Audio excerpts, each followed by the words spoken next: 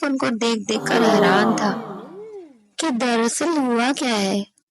عورت کا تو رو رو کر برا حال تھا، جیسے غم کی شدت سے اس کا دل پھٹا جا رہا ہو، اور بچے جو اپنے ماں کو یوں روتا دیکھ کر رو رو کر نڈالتے۔ آپ بھی جاننا چاہتے ہیں کہ اس عورت کی کہانی کیا ہے؟ تو آئیے جانتے ہیں۔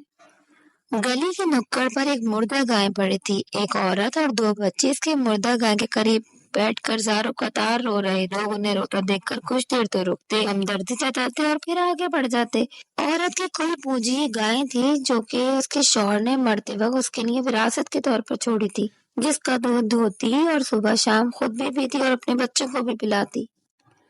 اسی اثنا میں ایک شخص جو اس عورت کے قریب آیا اور اس نے کہا کہ اے عورت، تم کیوں رو رہی ہو؟ کیا وجہ ہے؟ عورت کا دل رہ رہ کر ہول رہا تھا۔ اب کیا کروں گی؟ کیسے بچوں کو پالوں گی؟ یہ گائے ہے تو میرا واحد کفیل تھی، اس کا دودھ دھو کر میں دن بھر گزارا کر لیا کرتی تھی۔ یہ سن کر آنے والے شخص نے کہا، اے عورت، کیا تو چاہتی ہے کہ یہ مردہ گائے زندہ ہو جائے؟ عورت جو نہ جانتی تھی کہ یہ کون شخص ہے، کہنے لگی، مردہ گائے بھی کبھی زندہ ہو سکتی ہے؟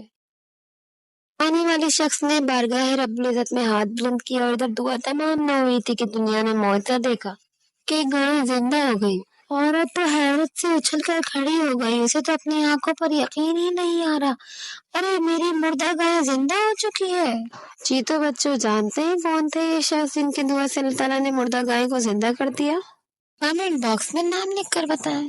فرزند رسول حضرت امام جعفر صادق علیہ الصلوۃ والسلام۔